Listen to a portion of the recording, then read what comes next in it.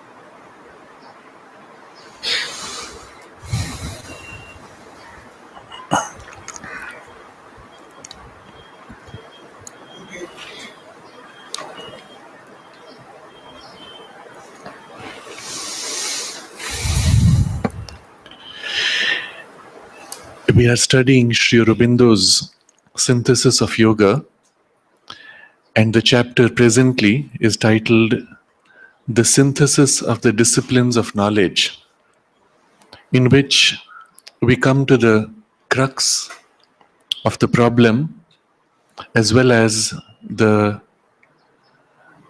central practice of the solution.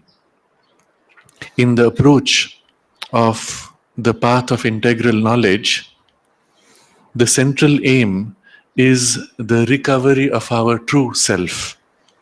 And this presumes that our current experience of self is an error and not the real self.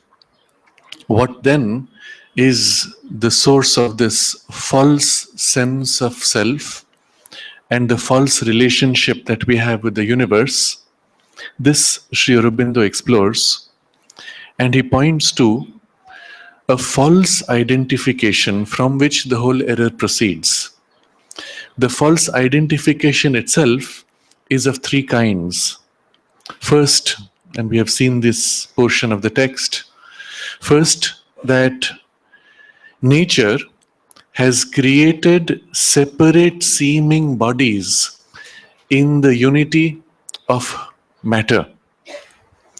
And each of these is like a focal point into which the soul enters, first enfolding, then inhabiting, then possessing, and then using. In the process of identification with the material body, it forgets itself. It identifies completely, thinking itself as the body, suffers with the body, enjoys with the body, is born with the body, and is dissolved with the body, or so it seems. Separate from this, nature has created also, in her unity of life energy, separate seeming focal points of currents of life, which are like whirls of vitality, forming around each body as well as within each body. And when the soul manifested in this life nature seizes on this energy, it finds itself sucked also by the energy and is imprisoned in this whirling vortex of life.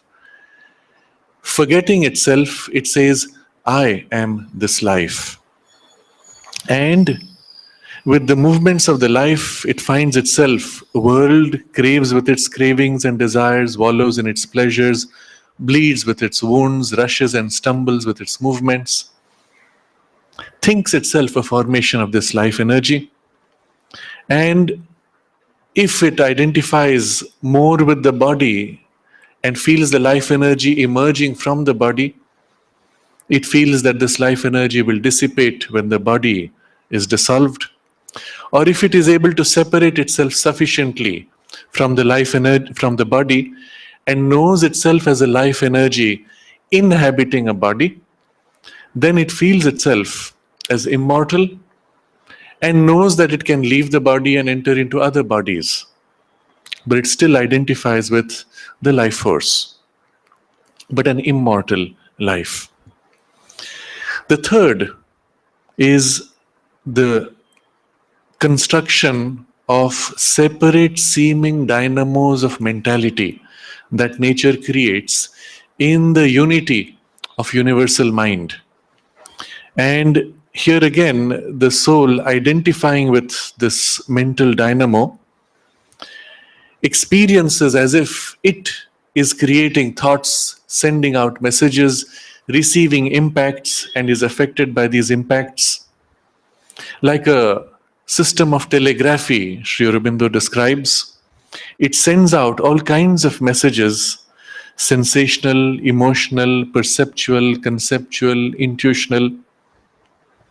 And through these perceptions, through the mental consciousness, it looks upon the world and seems as if to project itself and receive the impacts of the world as the shocks on itself, and suffers or masters their consequences.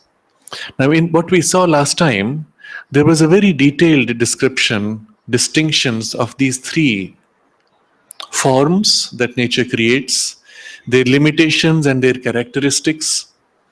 And in the soul identifying with each of these, the nature of the experience is quite distinct. In the body, the primary sense is of inhabiting and enjoying or suffering, being formed by the body or being dissolved with the body.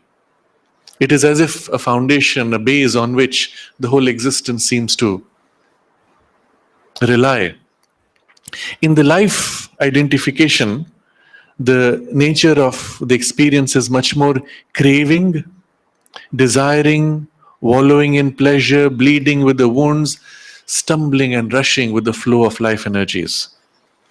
But with the mind, the character is quite different.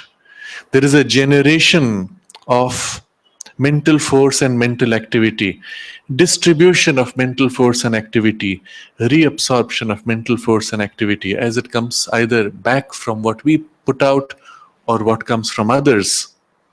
There are messages which are conceived, formulated, sent out, received, translated, or deciphered. The content of the message may be of various kinds, sensational, emotional, etc. But the nature of the experience is primarily in the domain of thought, and I feel myself a generator of thought and am constantly formed and influenced by other thought energies. Here, in the mental consciousness, we have the greatest freedom. We have even the possibility to stand back from the consequences of our action, to stand back from our suffering and take a position above the suffering. While in the emotional consciousness, we are the suffering. We are the happiness. There is no question of being able to separate from it. In the physical consciousness, even, it gets even more entrenched that the nature of the body is the identification. We are limited by the form. We are limited by its capacities. Life energy is much freer. It is able to reach out and influence, put out influences larger than the body's limits. Mind is even freer. It is able to send out resonances of ideas which can circulate in the whole universe, or it can receive universal ideas. So we have these three identifications of this by the soul, each of which, in terms of identification, is a false identification. The bodies are real, their forms are real, their relationships and individualizations are real, but the identification that says, I am only this, is false. What happens though in practice, these three are deeply entangled with each other. We saw some examples last time of what that entanglement implies, but it is worth dwelling upon it again and elaborating a little more.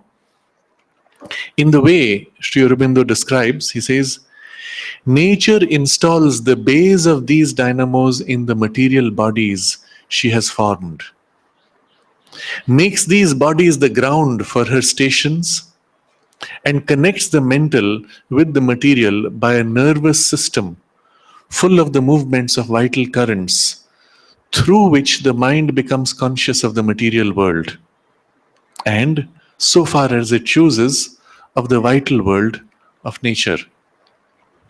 So the generator, which is the mental consciousness whirling, throwing out mental energies, is as if grounded, based in, installed in the material body.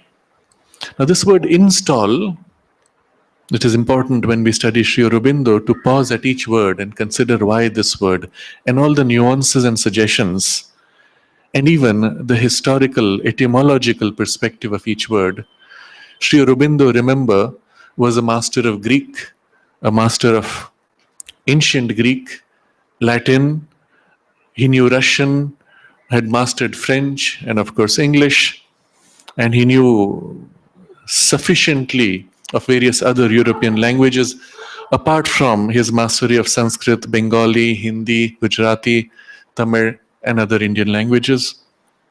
And so when he uses words, there is always this backdrop of the deeper sense, the etymology. Install was, when he wrote this 100 years ago, a relatively new word. It was 30 years old barely. Install, and it comes from the sense of establishing office, standing in and taking that as the base of work, of activity. Now, when you think of it in this sense, you read the sentence, nature installs the base of these dynamos in the material bodies she has formed. So the mental body, the mental generator, the mental consciousness is installed, set and fixed in the body, but at the base. The rest of the mind, as if from this base, rises up into its freer mental consciousness. In practice, in our mind experience, we can be living on any of these levels. We can be in the part of the mind which is fully embedded in the body, and then we feel ourselves, I am thinking person living in body, or I am thought formed out of body. Or it can settle in between in the domain of life force, which is mediating between mind and body. And it can feel that I am a thinking formation of this life energy that inhabits the body. Or again, depending on the relationship, it is from this body that the life movements are causing these thoughts to emerge. You see the way the identification can shift across. There's a whole spectrum, a continuum of experience. But we can stand back from all this. We can stand back from body, stand back from its pain, stand back from emotion, stand back from its suffering, and philosophize it. I am this thinking person. This pain is not real to my thinking identity. It's a part of my emotional or the body experience. And I can stand back and disengage myself from it. And then with that same thought process, I can say, well, what can I do to reduce this pain or to change circumstances and so on? And at that point, we experience the currently best status of the mind's freedom while still being embedded in the physical consciousness, the base being established in the material body. But it's possible to go further, to drift beyond, to as if disengage from this base in the body. And this tends to happen, of course, in sleep state, but mostly in daydream. When we are intensely involved in some conceptualizing, in some imagination, in some creative activity that disengages us from the physical senses, and where we are fully immersed in that, we forget the body, we forget the hunger, we forget all the traumas of our emotions. Even when fully immersed in that mental consciousness, we forget where we are. Because for the mental consciousness, this physical location and entanglement here is something not so rigid. And in my daydream, I am actually with someone else in a different location about which I am thinking and conceptualizing.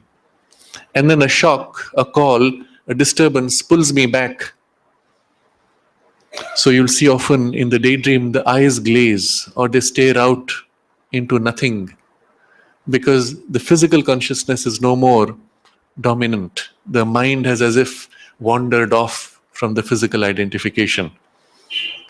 But that is one of the degrees. We could go even further, we could go even higher and become even more abstracted in our mental consciousness, to the point that even one can experience a kind of a projection outside the body consciousness and even perceive things which are far away. A term which is nowadays commonly used, remote viewing. A part of the consciousness goes into a distance and senses, feels. But at that point, you are mental consciousness, and therefore your perception is primarily of mental things. You can sense other people's thoughts, but you may not be able to sense the physical circumstances. Through the thoughts, you may sense their emotions. This person feels like he's worried. I don't know what, but I think he's worried about perhaps the situation in the family. You can pick up that much. But where is he sitting in which the worry takes place? That's not easy to get. But that same mental consciousness can lean into as if in his consciousness, identifying with his mind's rooting in the body. And so as if enter the body and perceive what the body sensations or environment is like. But something which we do automatically within us, in principle, can happen in another. For the mental consciousness, the identification is much more supple, much more free. In any activity involving interaction with people, we are always in a part of the mind leaning into the person, experiencing their thoughts or feelings from within, although in a tiny point of contact. You listen intently to somebody speaking of some idea or some description, something complex or an experience, and your part of your mind leans in, and in the identification you experience with them, and that's when you truly know and understand. In that point of contact, the real communication takes place. But one could easily lean more and much more. If one makes the error of leading into a person through the life, into the life energies equally, then there is, as he has described earlier, when the soul identifies with the life energy, there is a seizing on, but seized by the current at the same time, because it is sticky. It sucks you as you put your consciousness into it. And that's how we got entangled with our own life whirl. But the same kind of entanglement can happen with another's life whirl. And sometimes when that happens, we find ourselves sucked into another person's emotional story, unable to disengage. And even if we turn our mind away, something seems to pull back again and again. And sometimes it can take days, weeks, for the full disentangling to take place. In the physical consciousness, this kind of identification is relatively much more difficult. But even there, nature ensures it takes place. Most easily seen in the relationship of parent to child, particularly of mother to child, because at first, at least, the body is formed of her body tissue. And in the body consciousness, there is a spontaneous identification where she feels what her child feels. Her child feels hungry, she feels it in her. She feels the child's discomfort, and she knows what is to be done. Her child's survival is as important as her own, because it is her body, her form. But if you observe, as the physical umbilical is cut, the link still is energetic, but of an energy of a grade very close to the material. In the mental consciousness also, one can experience a link which is energetic, but a grade which is much more refined, closer to the higher mental grade of energy. And this distinction is important, not only because it often defines the kind of entanglement we may experience in dealing with others, but it also is the base on which most of our social engagements are formed. When people relate to each other, they tend to reconnect energetically at the quality or grade of energy on which they mostly live. And sometimes two people may live on different grades of energies and there may not be a clear connection. There is a disconnect. Somebody is on a finer grade, more mental, somebody is more material in their grade of energy, and somehow they are not compatible. But if they are on the same grade of energy, the connection forms instantly and you're comfortable with each other. You notice these distinctions. People who deal with people and have to work with them learn to tune their energy to match what is needed for the work, for the kind of interaction required. Often, doctors have to do that when they have to engage with patients, depending on the kind of difficulty. In homeopathy, particularly, the spectrum is much wider. You have to engage with material symptoms, emotional symptoms, and mental symptoms, even dream symptoms. So one is actually able to recognize all these. So I put all this in perspective because here in this very brief description, all these things are held in implication, and these implications have been described in other passages, other texts elsewhere, and it's useful to see them in perspective here.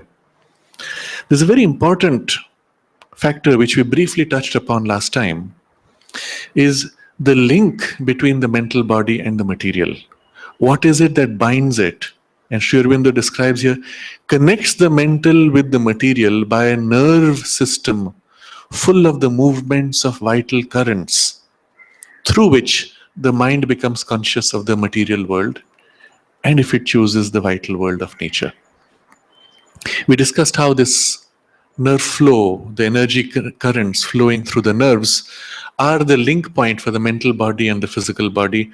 We discussed last time how the mental body can separate in sleep, and in return, the energies have to reconnect with the physical body, the question of alignment. We touched upon all that. But I wanted to discuss in particular something new here, which we didn't touch upon last time. The quality of the energy that mediates is often a determinant for the quality of your thoughts. When the mediating energy by which the mind consciousness is bound to the physical consciousness is dense and coarse, the mind tends to be pulled towards denser and coarser thoughts. When that quality of energy is fine, clear, and free, then the mind can soar freely into clear thoughts. Often the source of this energy can be in the physical consciousness. The body is coarse, dense. There's something of the heredity perhaps, which tends to make the mind therefore also dull and dense. But it's possible by training to train the mind to get free of that denseness. And then you have a strong body, but also an agile mind. But still the tendency for the mind will be to turn to things of density of the body. Practical, material, applied thoughts, not wandering in philosophy and abstraction. But there is also another source, which is the food. The quality of energy that your body absorbs through the food has equally this influence. And this is the reason why in different lifestyles or life objectives, in the Indian tradition, they would recommend different kinds of food. For a Brahmana who is a seeker of knowledge, they would disallow foods which are gross, which are dense, which dull the mind or excite passions. Because you want your energies to be clear and rarefied and not dulled or clouded by passion, which would cloud the thoughts and the clarity of perception. But for the man who is a warrior and a leader, they would encourage foods which support the intensity and the drive of passion. For others, but still not for them, the dulling foods. Because the dulling foods would make the whole consciousness itself clouded. But for others, it would not matter, and so on. So the food has a significant effect, and one can often make out from the physical vibe or density of the energy what kind of food a person tends to eat more or less. It's a general feel one can have.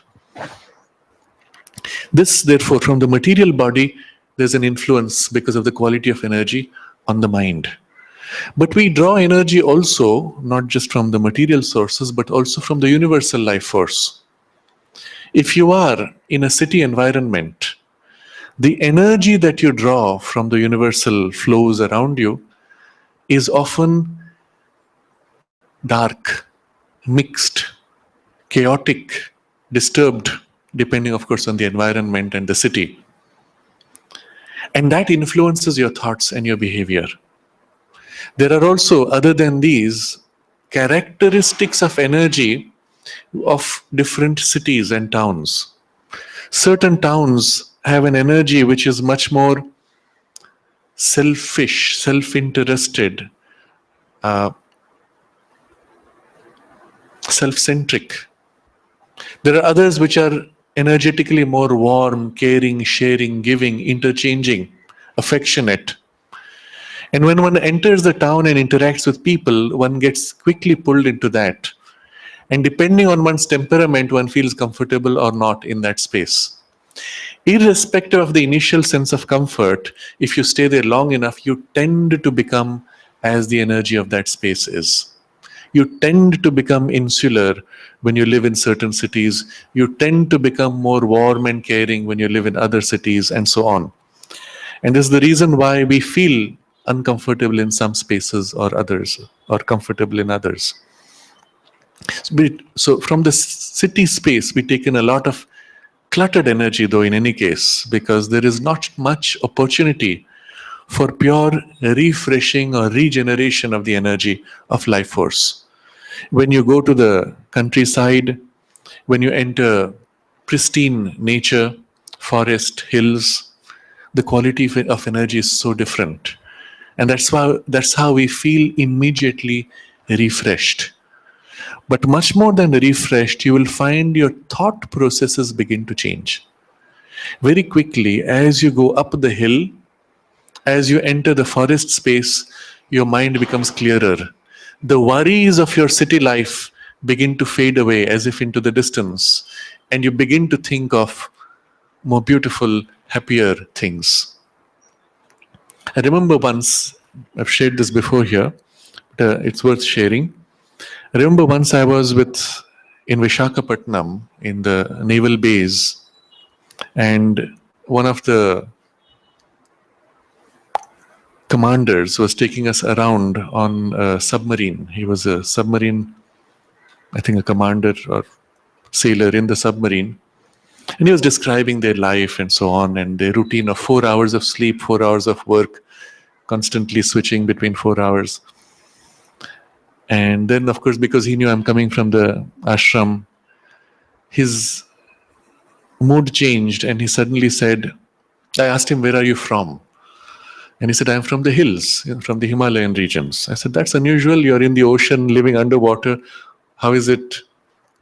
He said, well, that's how it happened. But then he started talking about something interesting. He said, every time I go back to my village, as I drive up the hill, all this fades away from me, and I can feel the reality of the gods and the presence of Shiva in the Himalayas.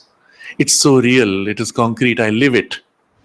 And every time I start driving down, as I reach the plains, all of that fades away and becomes unreal, and this is all that remains. The sense of the sacred, the sense of the divine presence, and automatically with it, the alignment of the life priorities just shifted as he moved back and forth across these two domains. These are powerful influences, precisely because the life force mediates between mind and the physical and determines, therefore, their natural rhythms and patterns. It's life energy which animates, which dynamizes. So all activity of mind and all activity of body is influenced by the quality of life force flowing in us. And this is the reason why you will find, I think it is in the Bhagavad Gita, that this comment is made, that the whole of our personality is whirled around the center by the life energy. Life energy is literally the fulcrum of our whole personality's movement. And here he is describing how this energy links the mental with the material by a nervous system full of the movement of vital currents, through which the mind becomes conscious of the material world. Now it is mind leaning through these currents into identification with the material body, and through the material body, through the material senses, looking out at the world. Now, if I had to give an analogy, think of a microscope. You are a free person who can look around and do anything, but now you put your eyes on the microscope. Your entire attention and your consciousness now concentrates into this narrow point of entry. Through this machine enters all the way down into this little tiny cluster of bacteria on a little plastic or glass film, and that becomes your whole world. If you remained stuck like this long enough that you forgot that you ever had a different life, that you forgot that you ever had a freedom to separate from this gadget and look freely, if you forgot that and you remained stuck, this would be your world. This would be your only reality, isn't it? And this is what happens to the mind when it thus connects into the physical body and through the physical senses looks out at the material world. This is all that there is. And if you've been pushed into this as a baby, when the brain was still not very formed, the mental consciousness got dulled in the dullness of the brain's incapacity and got plugged in and connected to through the physical senses by a certain push of life force, a current that sucks you in, and you stayed in it and grew up in it. You even forgot that you were free, that you even chose to enter this body and life energy. And this is all that you know. And the energy carries you. The sense perceptions draw you, they pull you. And after a while you realize this is the only life you know. And after a while, if the sense perceptions don't pull you, you say, oh, this world is boring. So I open a book, I switch on the TV, I watch a movie, I speak to somebody to create some interesting things in my sense experience of the material world. But if somehow, because of my temperament, I have learned that I am much more free in my thoughts, the physical senses are perhaps not as dominant for me, my mind's perception of thoughts and ideas in the world of imagination is more vivid for me, then I don't need the movies. I can disengage from the physical world. I'm sitting here waiting for somebody who is 2 hours late, and I can drift my mind into the world of imagination and enjoy that world equally, isn't it? More rich, more free. Of course, it's not so formed. I'm used to forms looking through the physical senses. In the domain of thoughts, the forms are not so distinct, and I can easily wander. I find it difficult to stay focused at first. But the reality is, I have come back to the freedom of my mental consciousness from this obsessive entanglement with the physical senses. And at that point, the physical world means nothing. It's only when I reconnect with the physical senses that, oh, I'm here in this body looking at these circumstances. And this is the entanglement that is held by the life energies and the nervous systems. If one is able to sufficiently separate from this, then in the purely mental consciousness, you may actually feel as if you are not attached to this body.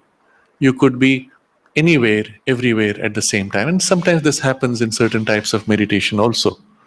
But then you come back to this body. There are many interesting experiments in which scientists have discovered we can get the mind to identify with other objects, even other bodies. For example, there's one experiment where you are shown a rubber hand, which is very similar to yours, and a feather is tickling the fingertip of the index. And at the same time as you're seeing that rubber hand, something tickles your finger just in synchronization. So at first, that's a rubber hand, but the synchronization of the touch, after a few seconds, less than a minute, you begin to feel as if your hand is there in that rubber hand. The identification is so rapid because visually and your mind's attention is there, and the sensation synchronizes, you've already identified there. Once this is taken far enough, the touch here on the physical hand is actually removed, and on the rubber hand, a sharp poke is made. And ouch, I feel a sensation, or my finger reacts in a reflex. Because my mind identified with that, it actually caught some sense of that sensation. The whole series of experiments now which are being attempted in the laboratory with this kind of a, what they call phantom identifications. But this is easy. The mind can do it so easily. The life energy, not so much. The physical consciousness, much, much more difficult. But the mind is very plastic, very fluid, not so entangled here. In fact, when there is a damage to the physical body, let's say an amputation, the mental body and the mental hand is still intact. And because our consciousness is much more at first in the mind, we may experience sensations in the mental hand for which there is no physical hand corresponding. You have an itch on the finger, but you cannot scratch it. So they call it phantom itch. And of course, scientists try to explain this away by processes within the brain, but the reality is it has nothing to do with the brain. It is an independent thing in the mental hand. And there is a way to assuage that itch by your other mental hand scratching it. Not your physical hand reaching it, but your mental hand reaching the mental hand. But these are again things which only show you that the reality of these domains is so distinct, and yet they're entangled. So this connection through the nervous system is critical. If for some reason this vital current in the nervous system becomes weak, what will happen? The link of the mind with the body becomes vague. Suddenly I start feeling giddy.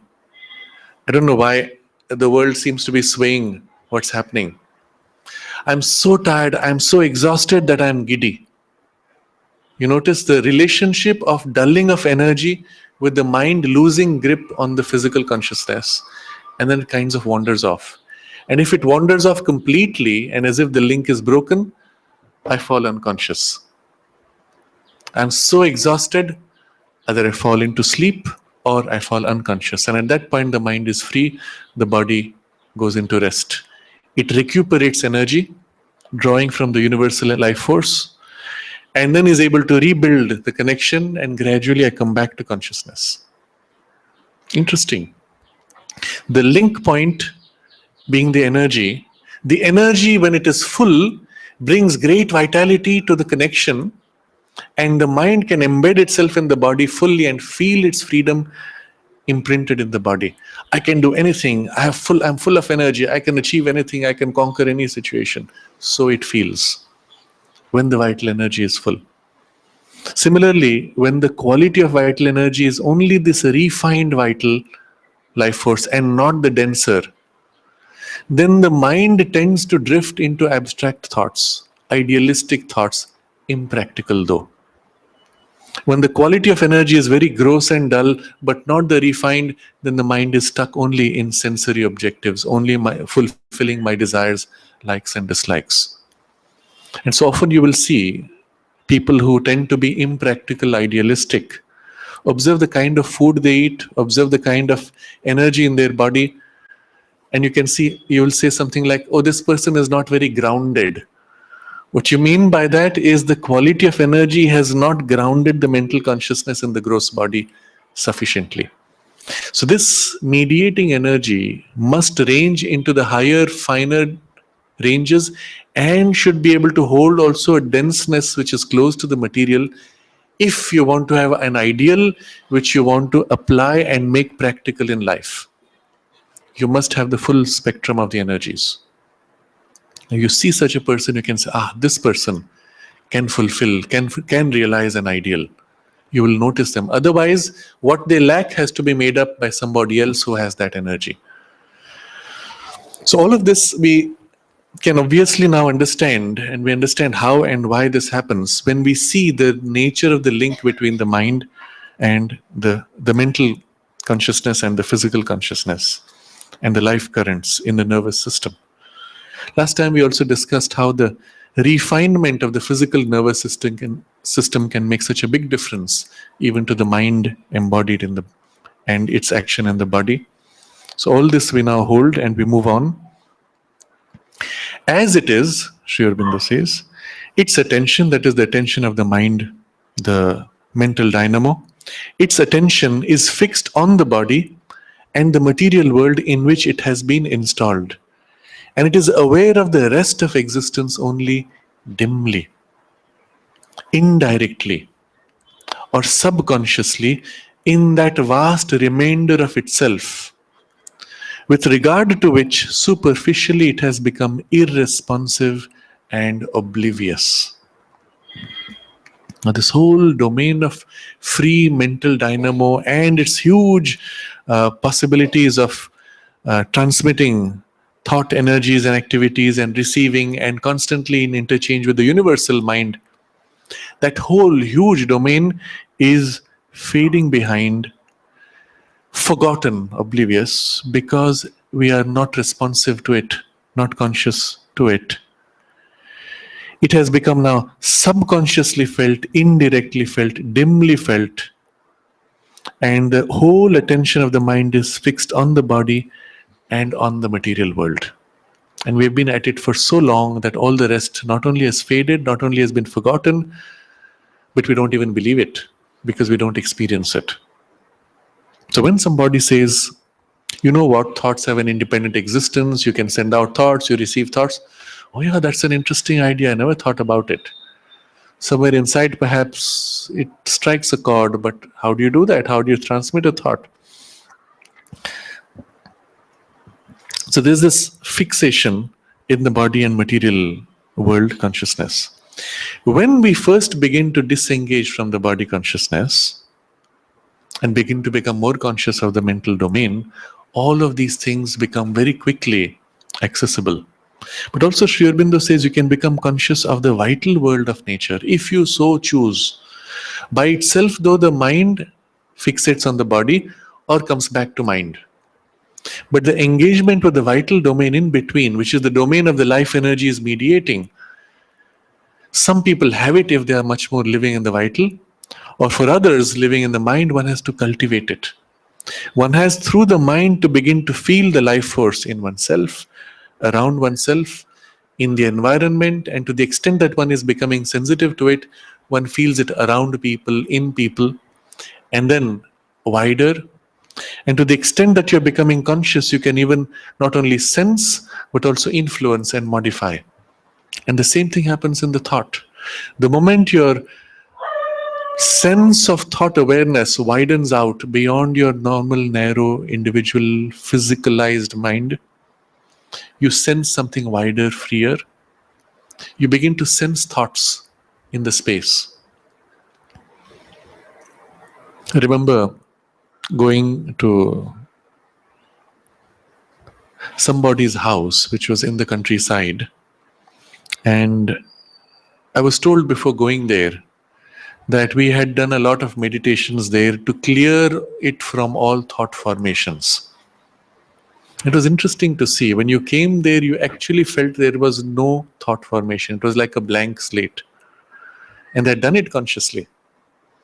But the reverse could be done. You could create strong thought formations, create strong emotional imprints of a particular type consciously, or even a spiritual influence and a spiritual imprint consciously. And it is so that we unconsciously do when we sit in a single place for our study or for our concentrations or meditations.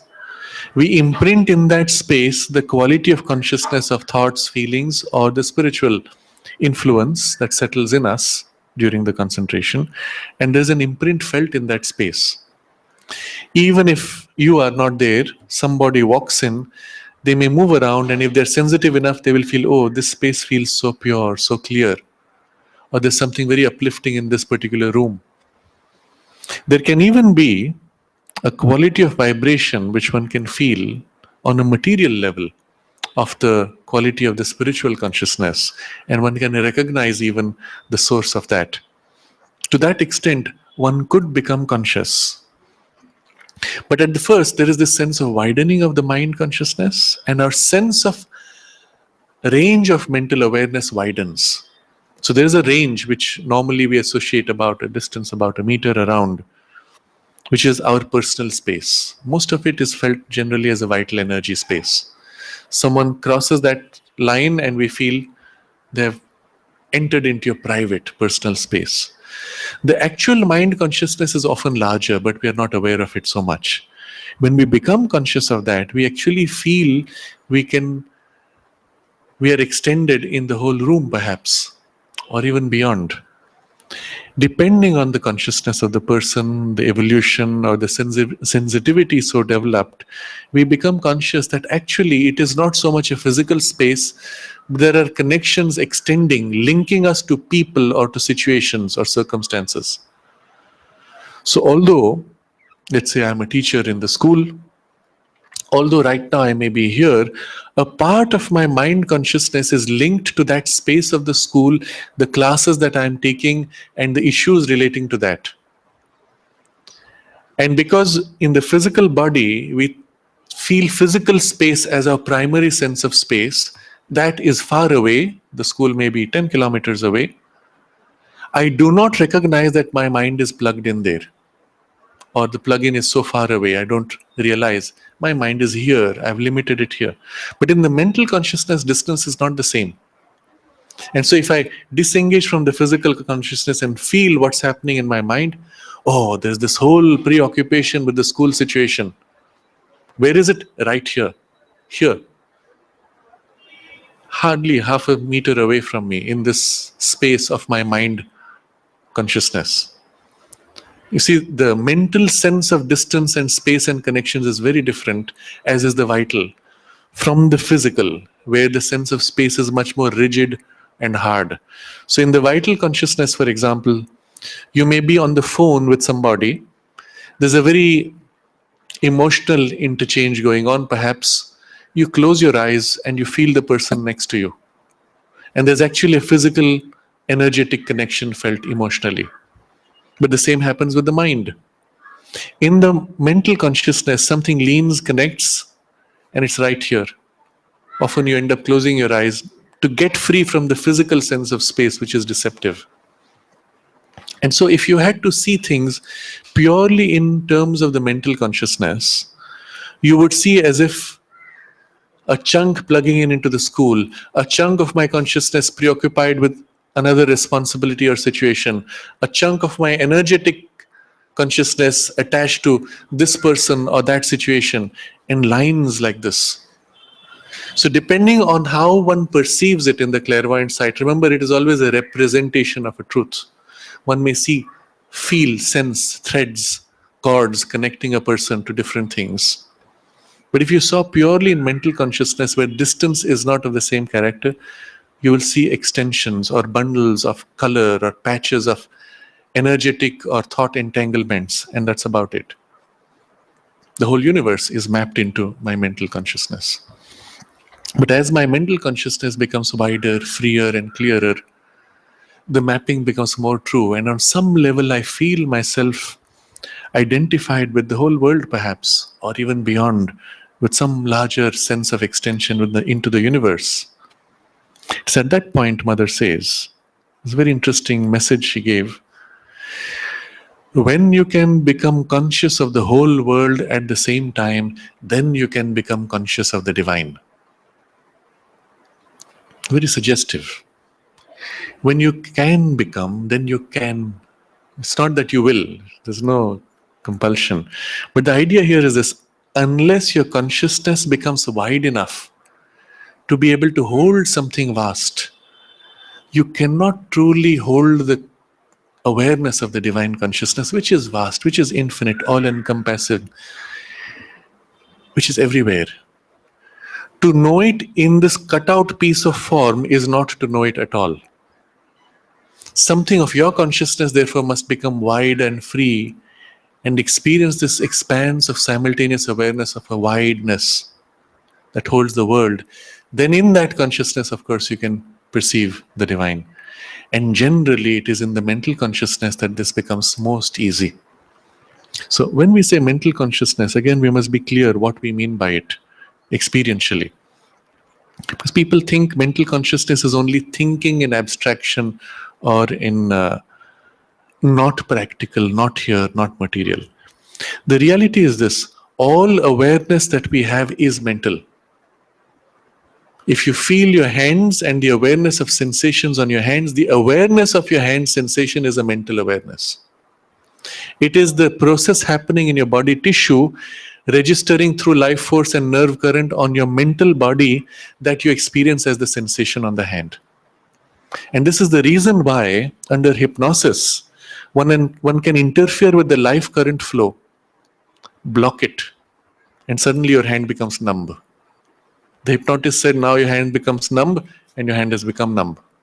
What did he do? His will intervened, blocked or modified the current of energy flowing from the physical, gross physical, to the mental body, mental consciousness, in which the registration of sensation is actually taking place. So all awareness as we have it now is mental awareness. Yes, we have dimly a kind of vital awareness. Even what we experience emotionally is a registration in the mental body of an emotional pull or push. So when, for example, somebody causes you hurt, I feel pain because of what you did to me. You betrayed my trust, whatever form it takes. There's a pulling, pushing.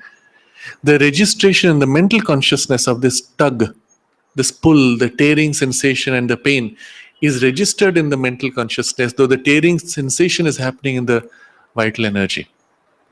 To actually experience in awareness the vital requires you to shift consciousness down to a level where we do not normally call awareness. We call it only a kind of sensation. And similarly, all the way to the physical body awareness, we do not call it awareness anymore. It is almost subconscious. But one can thus train the consciousness also. And at first, it is always some part of the mental consciousness leaning into the vital, into the physical with which it is attached, which brings in awareness into the body. When you train the body to learn to play an instrument, to sing and control your throat, to do some skill of gymnastics, that's what's really happening. Your mind concentrates on the sensations there, puts its awareness in that part, and infuses into the body consciousness its intention and awareness. And as a result, because I have practiced playing the piano and my fingers have now become conscious, they respond instantly to my mind's intention. The hand consciousness has actually become more aware. The body's hand consciousness has become more aware. And the same with any other part of the body. So you can do very simple tests. Sometimes do these with teachers just to get them to break free of of the limited ideas.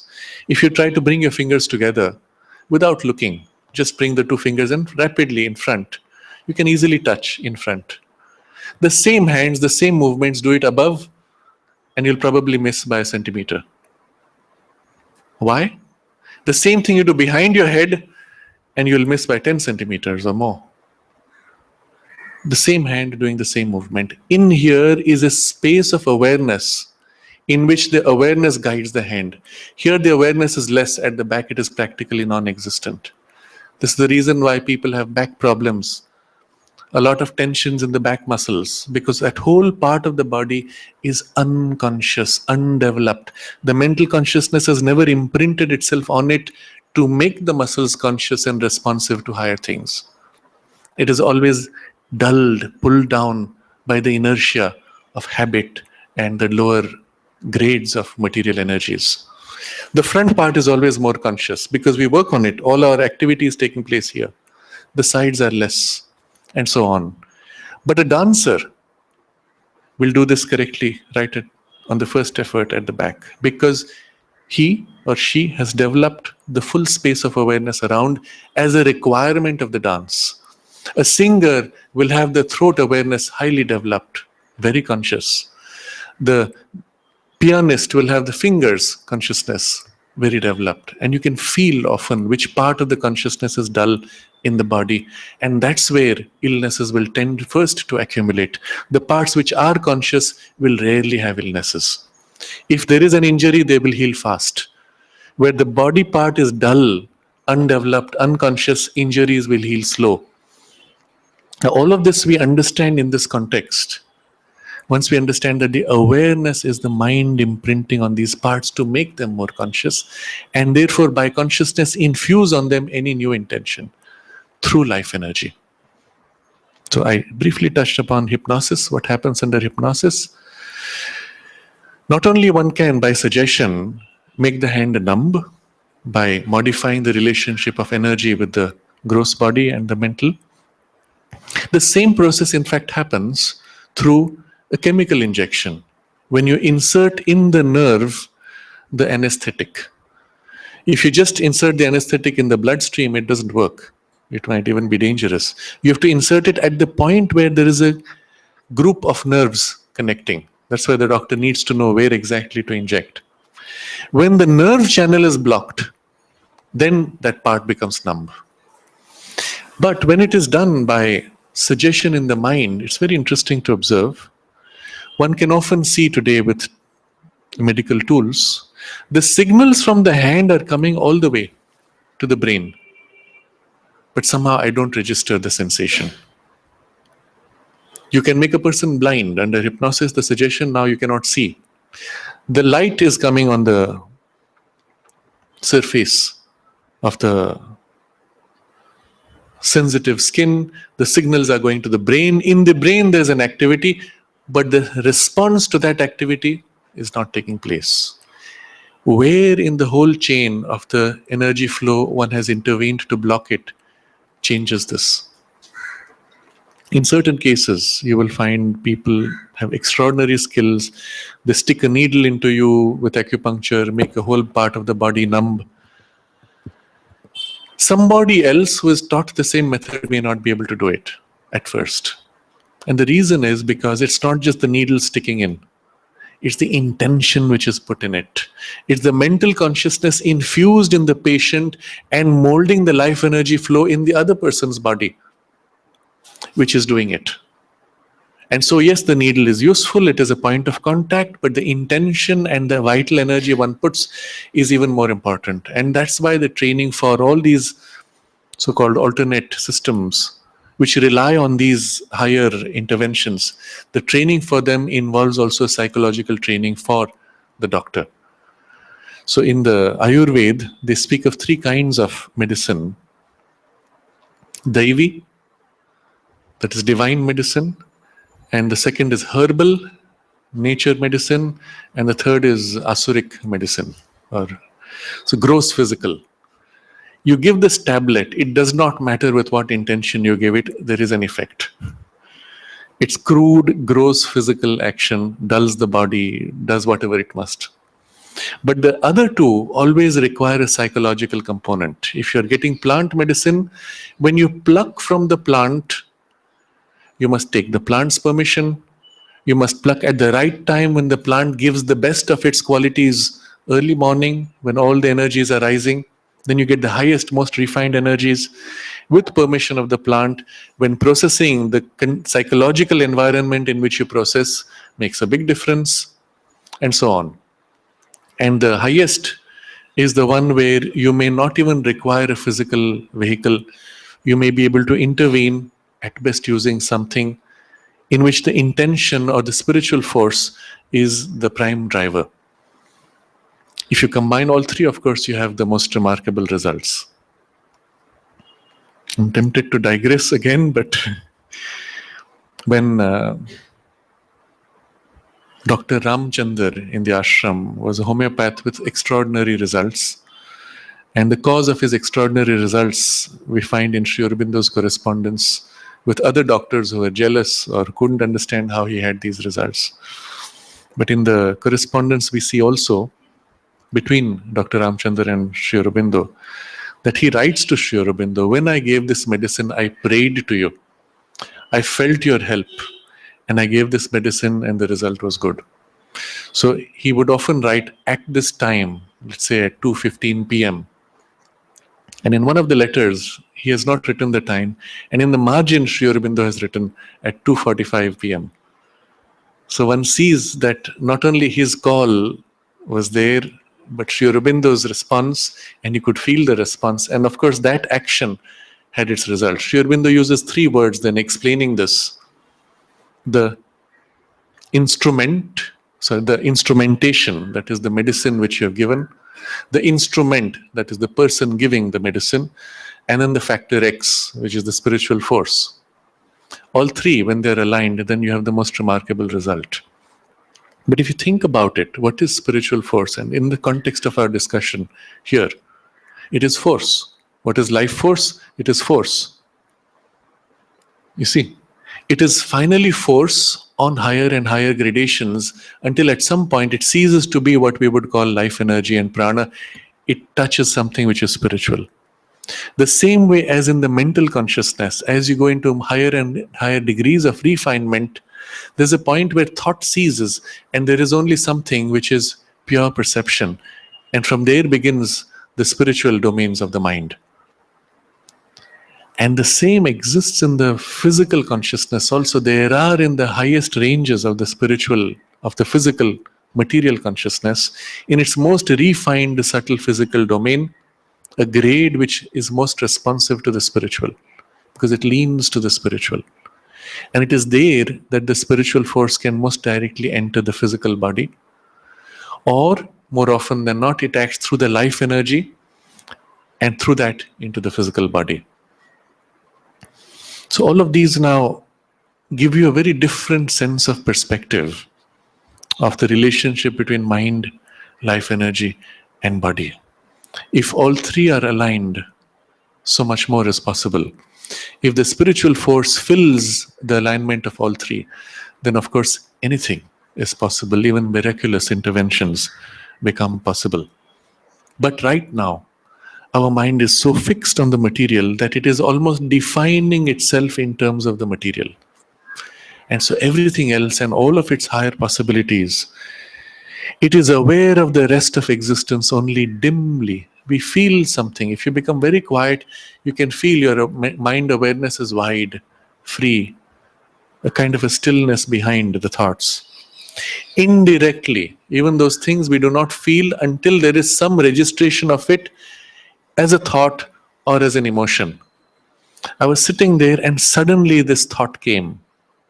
I didn't even feel it enter. When it came in into the most superficial part, suddenly I felt peaceful. I don't know where it came from. And then my thoughts changed. After it has entered and gone through so many levels into the most surface parts, indirectly I'm aware that, oh, this space is nice. I feel peaceful. Or subconsciously. We're not conscious, there's a registration and its effect. In that vast remainder of itself, imagine the mind being so wide and this tiny front edge locked into the body consciousness. A remainder of itself, with regard to which superficially it has become irresponsive and oblivious. So in our most surface parts of mind awareness, where I say I am conscious, I am not responsive to those higher ranges of mind. And as a result, because there is no responsiveness, I've even forgotten that it exists, oblivious. But all of this has to be awakened as part of the normal process of the yoga.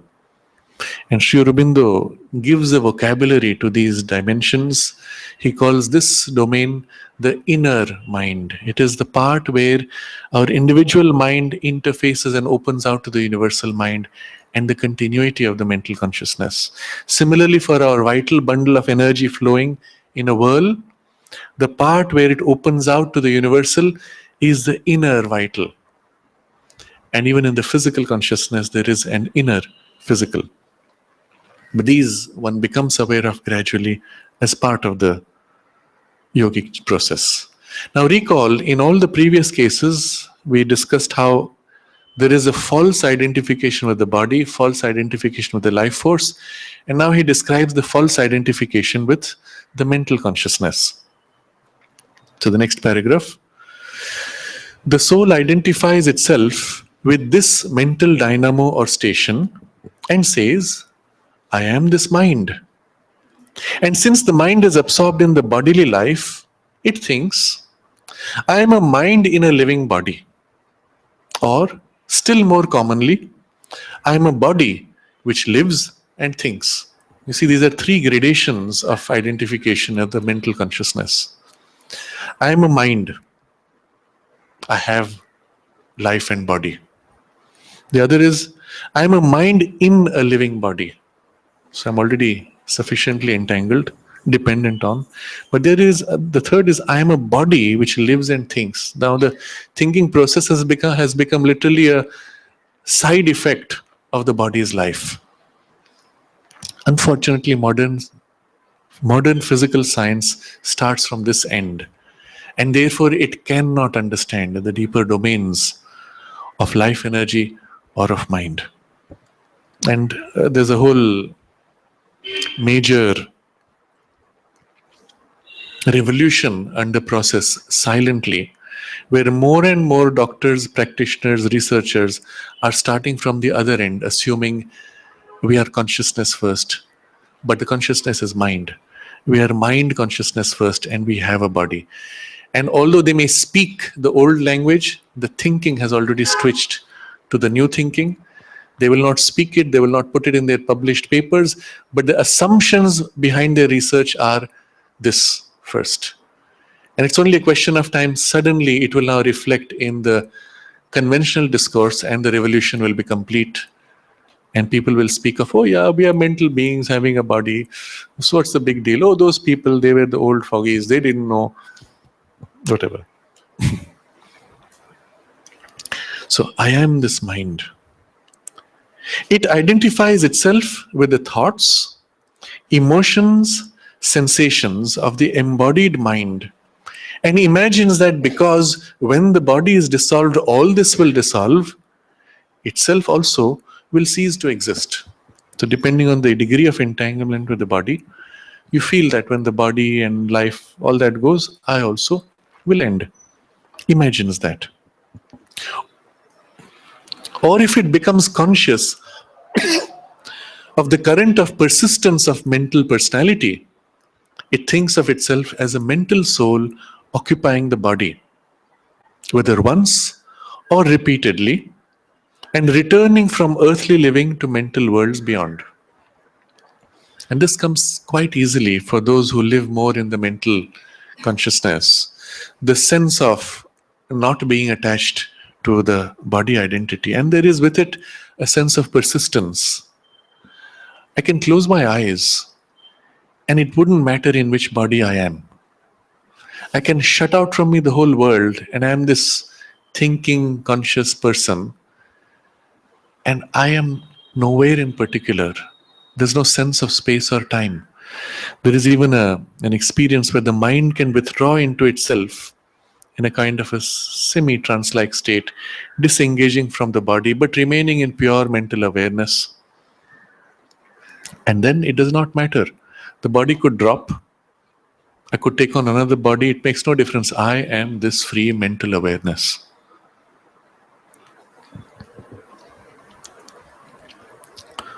So whether identifying once or repeatedly doesn't matter.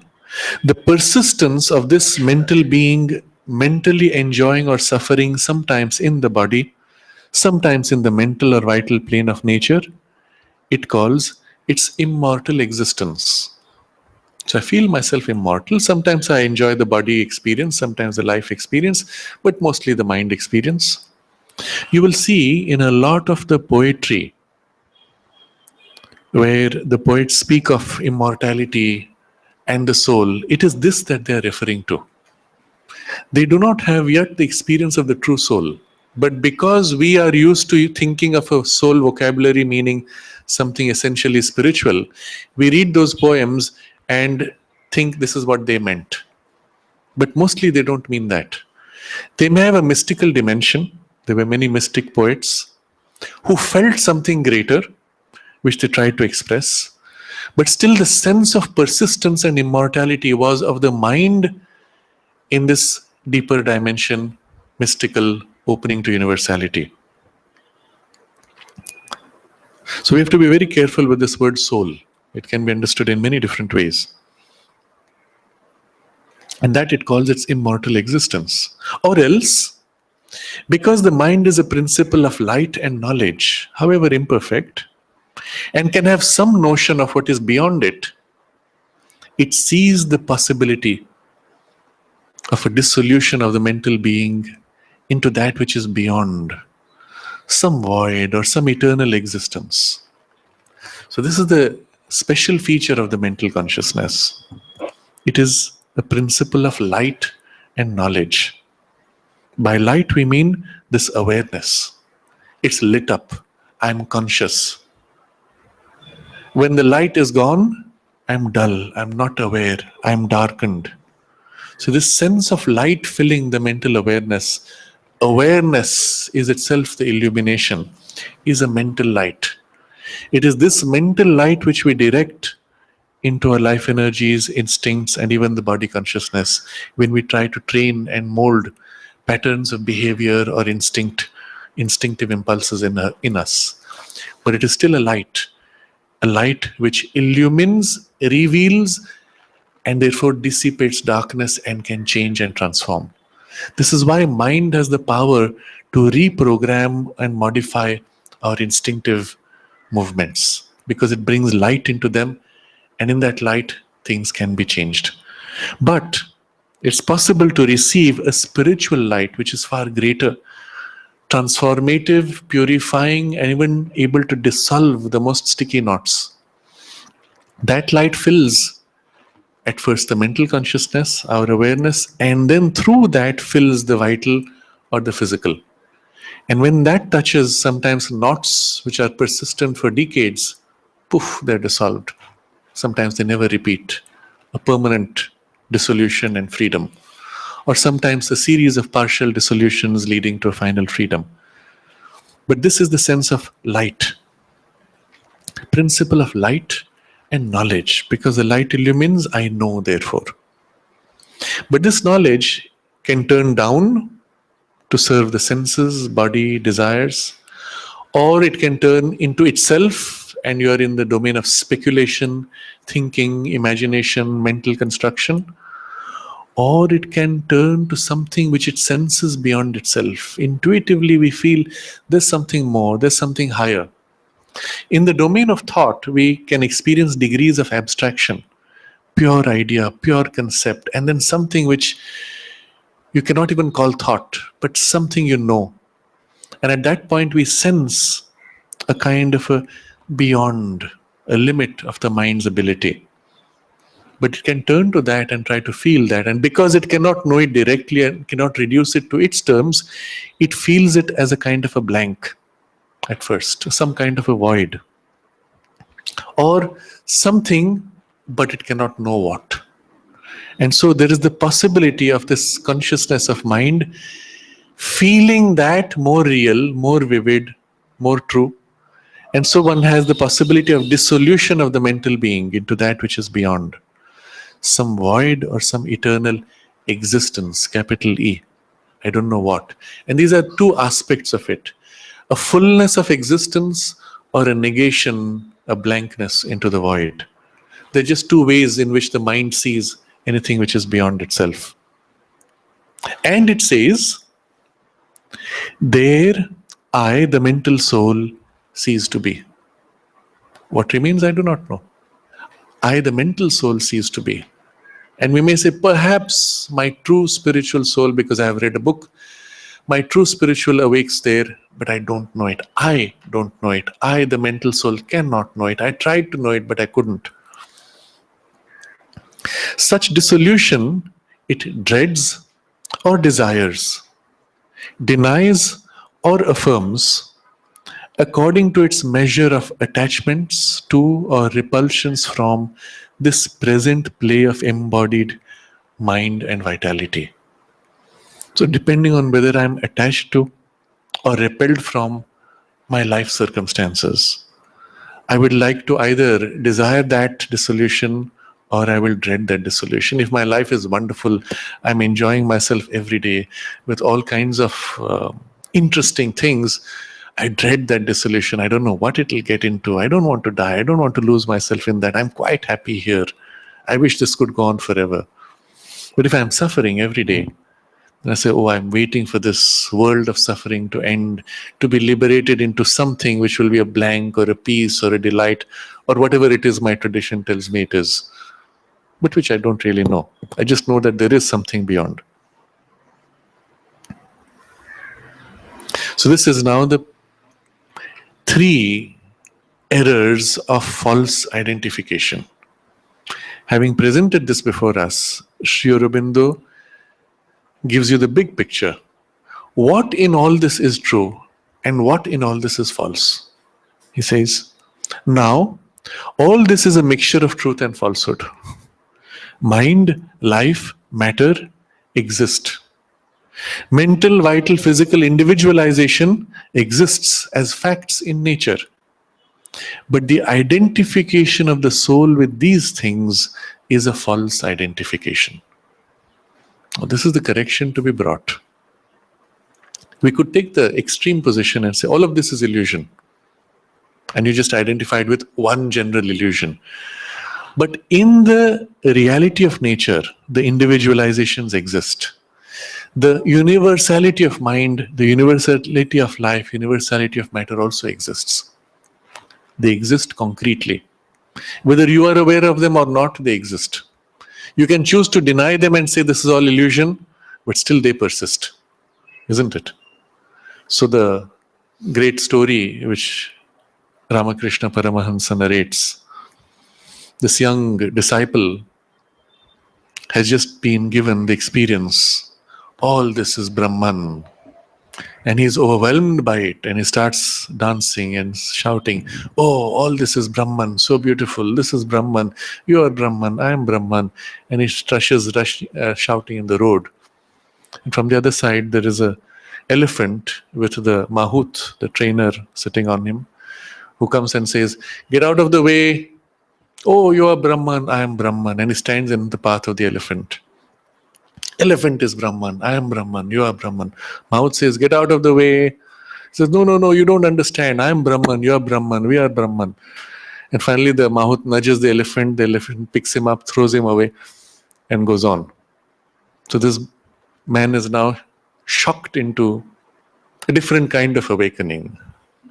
Body is paining, heart is hurting, mind is confused. I thought everything is Brahman. And he comes back to his teacher and says, what is this? You showed me everything was Brahman. And the teacher says, yes, you are Brahman, elephant is Brahman, Mahut is Brahman. Therefore, you, Brahman, should listen to Mahut Brahman and get out of the way of elephant Brahman.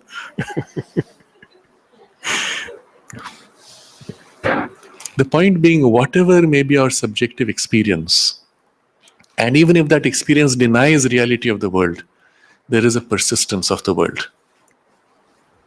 So this is real. Mind as universal existence is real. Life as universal existence is real. Matter as universal existence is real.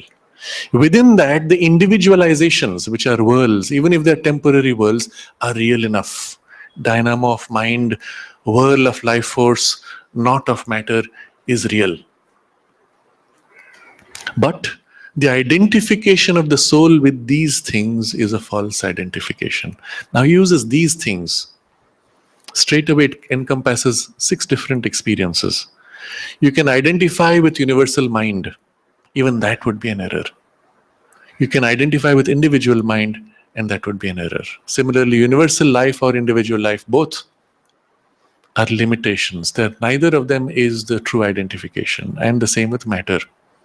We would have thought, because the identification with the individualization is false, therefore identification with the universal should be true. He says, no, even that is not true.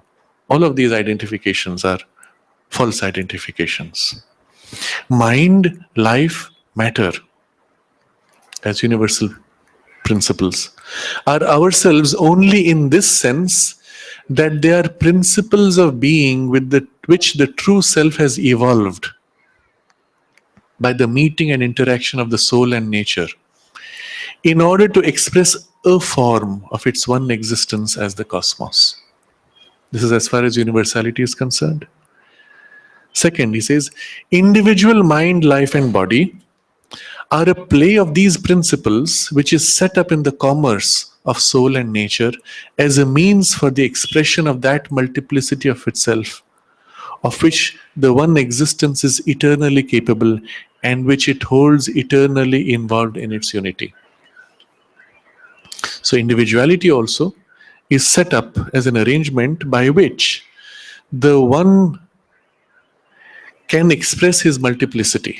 The one existence which holds always the possibility of expressing multiplicity in himself can express now the multiplicity. In order to experience and express multiplicity, there has to be the appearance of multiple centers. And so the commerce of soul and nature is to set up these multiple centers for the one existence to be able to express its possibility of multiplicity, but it could choose not to express the multiplicity and hold it always in itself as a potential, always involved. The oneness is not a barren oneness incapable of multiplicity, then it would not be divine freedom. The divine freedom is oneness infinitely possible, infinitely expressive, but the expression it may withhold or it may release. And in its freedom, it chooses to withhold or to release. And when it releases also, it can express infinitely. When it chooses to withhold, it can withhold entirely. But still, it retains always that potential. So the oneness of the divine is not a singularity. It is an infinite potential held in identity. Identity is the nature of the divine oneness, not singularity. The moment you define singularity, you can always conceive of something other than the singular, and you have two already. And then you can conceive of something in between, the relation between the two, and you have three. And with that, you have the whole infinity. Singularity is not the nature of the divine existence, identity. And in identity, you can have innumerable possibilities all held in the same one consciousness because they are the same one. There is nothing other than that. But that one can be expressing singularity or multiplicity. And always the potential exists, whether it expresses or not. So, in order to express individuality, mind, life, and body are formed in the commerce of soul and nature as a means of expression of that multiplicity of itself. But all that means of expression of multiplicity starts with the underlying universality of these three domains. And where does that come from? He says, they're principles of being which the true self has evolved by the meeting and interaction of soul and nature in order to express a form of its one existence as cosmos. So we don't dwell on this too much right now, but the one consciousness, when it chooses to manifest as cosmos, has to hold many principles or express many principles in order for it to become cosmos. These principles are 7 in all. Without all 7, you will not have cosmos, you will have chaos or no manifestation. There has to be the foundation of something which is sheer existence. There has to be in that existence the awareness of itself and of its possibilities. There has to be then in that awareness the expression of that awareness in a will, a force, a power of expression of that awareness and knowledge. And then there has to be in all this the conceptualization of how it wants to release and how it holds all its infinite potential in right relation. And then there has to be the focus on the individuals and the relationships within the individuals, and so on. So there have to be all these principles by which the cosmos is completely formed and expressed. And as part of that, mind, life, and matter are these principles of being which the true self has put out evolved in order to express a form of its one existence as cosmos. So at this point, it is universal. There's mental awareness, awareness which concentrates on points and innumerable infinitesimals of points. There is the energy of all these points and their relation, which we call the life force. And then there is the fixity of all of these, which we call the material principle or consciousness, fixing into form. And these are the three principles by which the mental, vital, and material world are formed. But as they are held in universality, you do not see form. If all matter was one universal matter with no distinction of form, what would it be like? You cannot conceive of it. It would be one matter, but no differentiation known. One life force, no differentiation known. But the principle is a universal principle, not expressive of form. In order to express form and relationship, you have to focus on individualization. And so there is this whole, he says, commerce of soul and nature and the means of expression. Now you have distinctions of form. So you can say this is one piece of matter, that is another piece of matter, and there's a relationship. But if it was all one flat universal matter, you would see nothing. You would know nothing except hold the principle in some essentiality. So here now forms have appeared, and therefore, he says, mind, life, and matter are ourselves only in this sense that they are principles of being which the true self has evolved. To that extent, we can say, yes, they are ourselves, but they are not our true self. Similarly, individual mind, life, body are play of these principles set up in the commerce of soul and nature. But, now he goes on, individual mind, life, and body are forms of ourselves insofar as we are centers of the multiplicity of the one. So it is true, we can say, yes, they are forms of ourselves to the extent that all of these are forms of the one self. And they're centers for the one self to be able to play out. But that's not really our true identity. Similarly, he says, for the universality, universal mind, life, and body are also forms of ourself, because we are that one in our being. So yes, universality is a form of ourselves, individuality is a form of ourselves, but we are neither universality nor individuality. But the self is more than universal or individual mind, life, and body. And when we limit ourselves by identification with these things, we found our knowledge on a falsehood.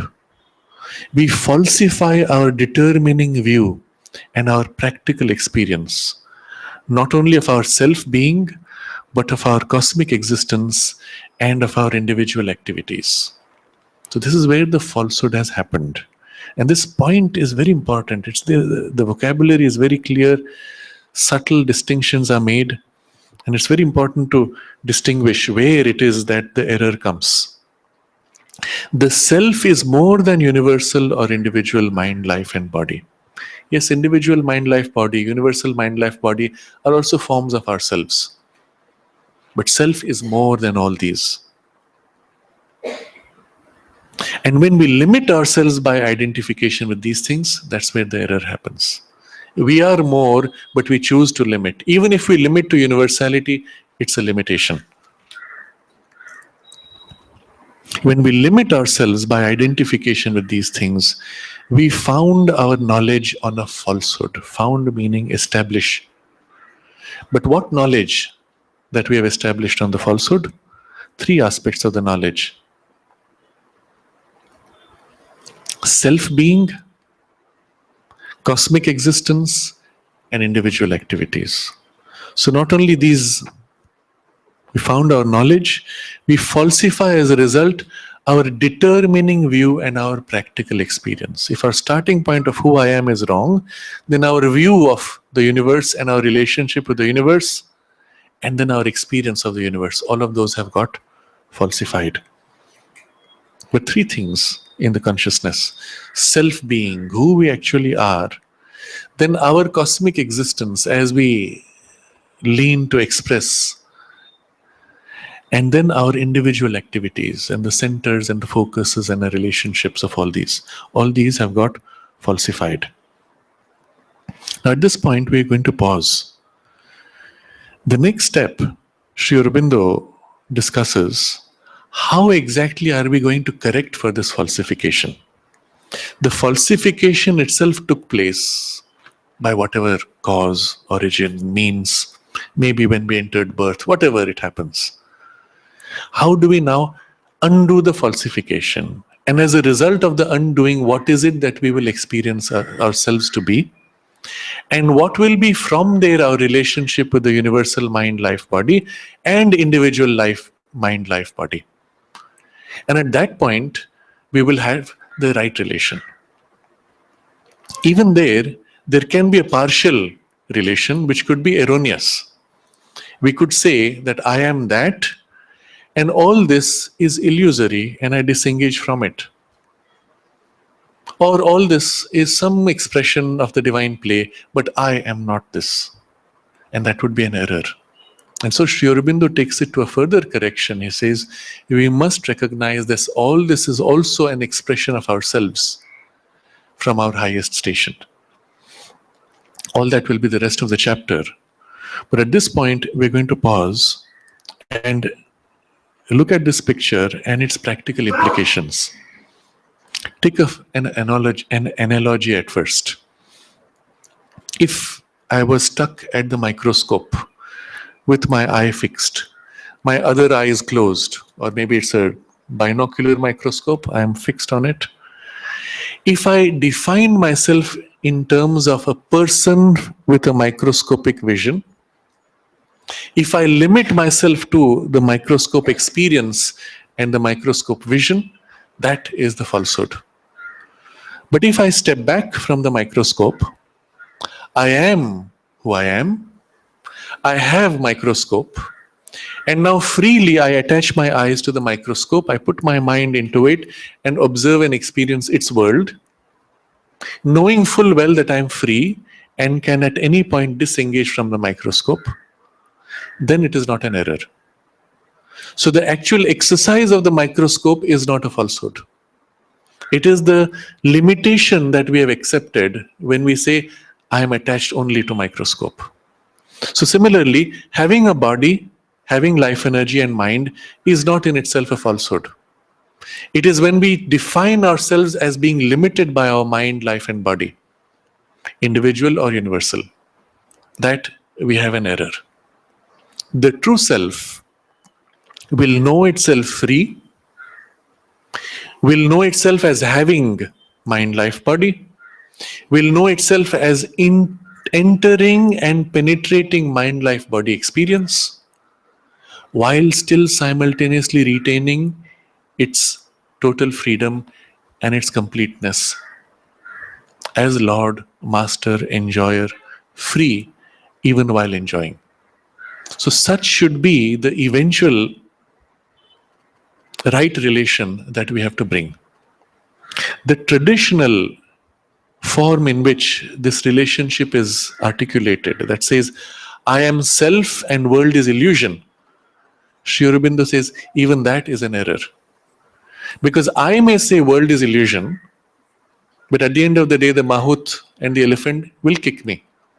And the impact of the illusory world is still there in my mind, life and body. The world persists even after I have experienced it as illusory. And the question Sri Aurobindo asks, what is it that persists? Who is the source of that persistence? Because the persistence is eternal and infinite, of the same character as the self. And he leads us to the recognition that the world itself is formed by the creative power of the self.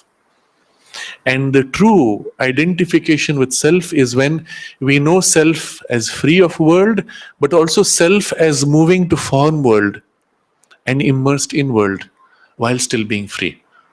Otherwise, we have cut out a part of the self, and any limitation, any separation, or any cutting out is a limitation and error and not the complete truth. And therefore, the correction is first to disengage, and the steps for disengaging he will describe, and then to re-engage on the basis of a greater truth, and then to know it all as one self, indivisible, entire, complete. That will be the nature of the integral knowledge that we seek to realize. So we can pause here and we can take up any questions or comments or anything you wish to say.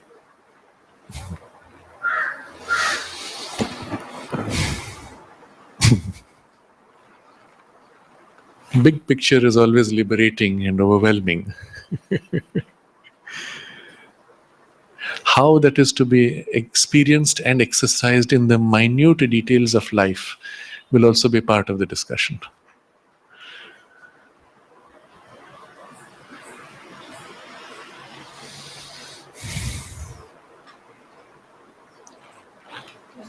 Yes, feel free.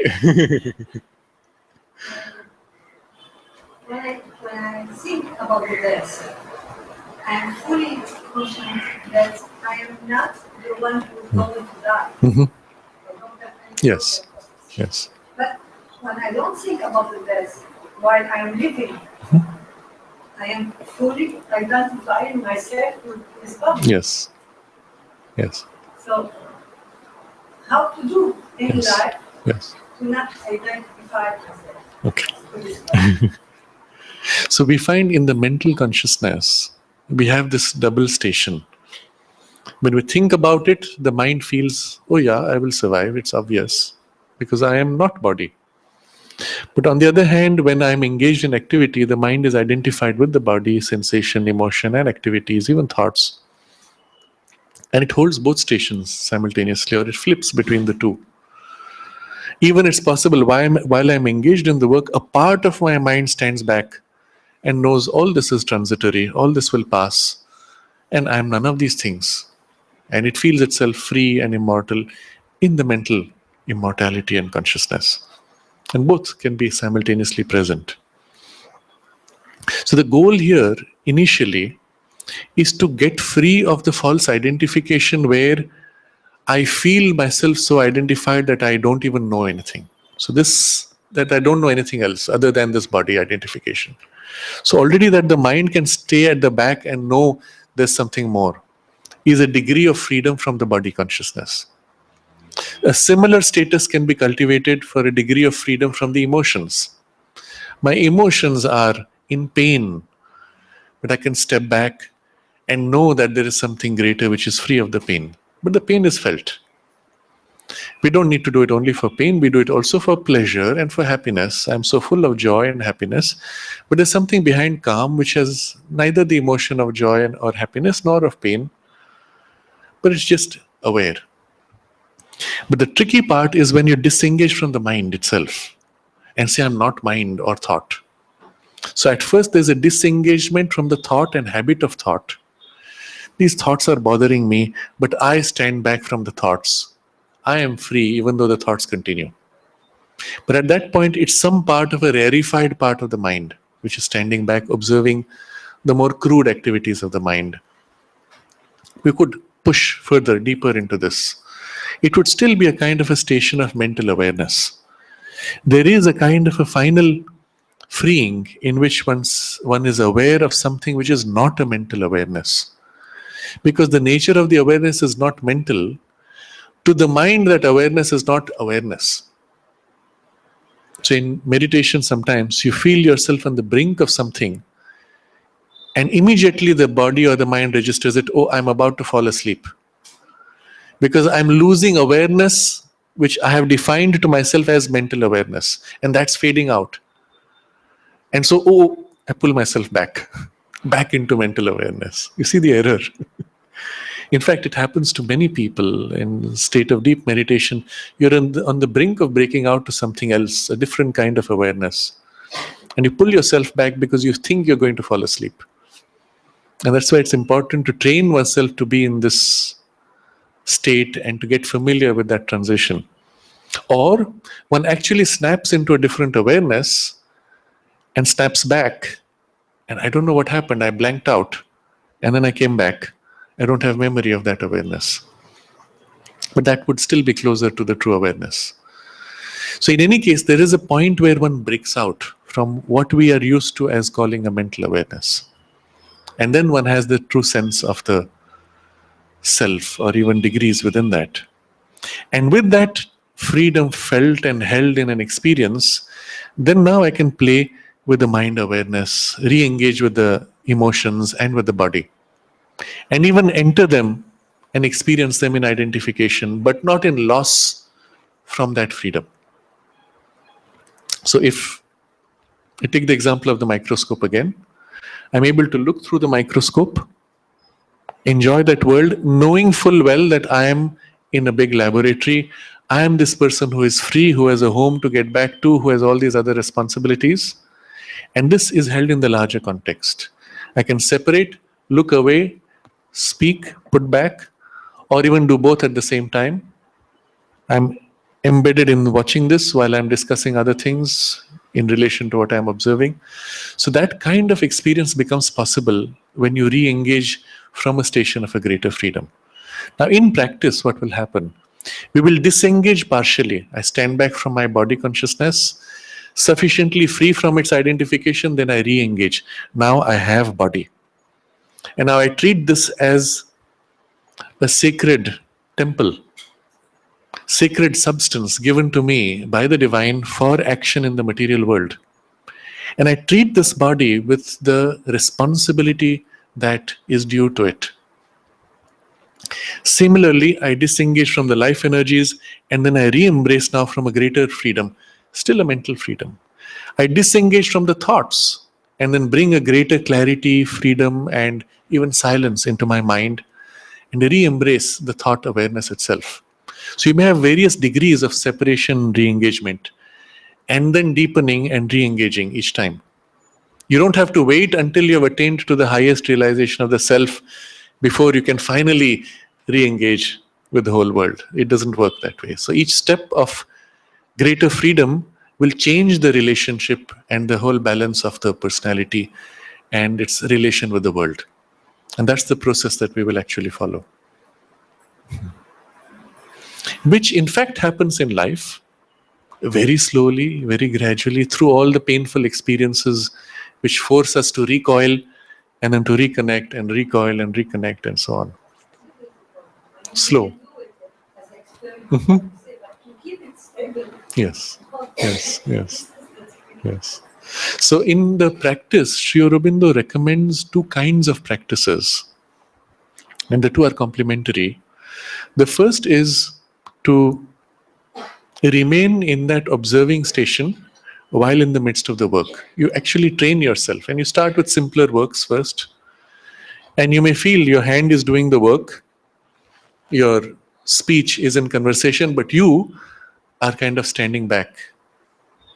Yes, Purusha status, observer status. And it's happening mechanically. Your nature is taking care. You're walking on the road, but you are not this, not doing consciously.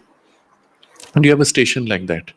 But the second method is, in the immersion in the activity, you offer each activity, offer each step to the divine and build a relationship with the divine in the midst of the activity. The two are complementary. When you're able to step back, you're able to re-engage more freely without getting lost in the activity and can do better the conscious consecration. By doing the conscious consecration, there is a greater purification of your consciousness, which allows you to disengage and realize that you are not the true doer. All this is gift from the divine. So the two movements are complementary, but one is a more positive, the other is a more negative in the nature of the effort. But together they form this practice in the midst of any activity, however involved or however casual.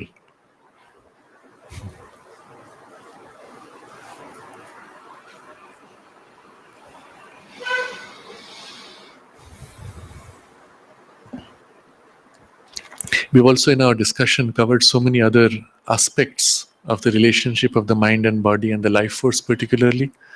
So you can review what you can do about changing the quality of your life energies in what you receive from the food, from the environment, what you draw from the universal life force, where in your link between mind and body the life energy is stronger on what gradations it is weaker or not so organized. In many cases, you will find people may have the energy itself, because it's energy, it is impulsive, instinctive. It needs to be organized, mentalized, so to say. In some people, the thoughts are very mentalized and organized, but the action is not organized. Or some people, the action is organized, but the thinking is not so well. So they are good in obeying orders. But if they have to conceive, they may not be able to do well. So you can observe the gradation of the consciousness and observe where you are stronger, which parts are weaker, what you need to work upon, and consciously work upon those levels also. To the extent that you're able to do that, the full column is integrated and organized. You are able to be more effective from your highest to the most material parts. And this is a necessary part of the integral yoga, because you want to be an instrument for the divine, to manifest a divine perfection eventually.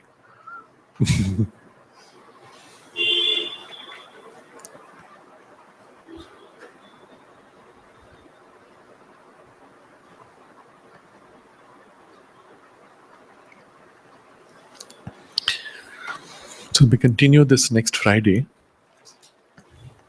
and we can end with a chant of Om together 5 times.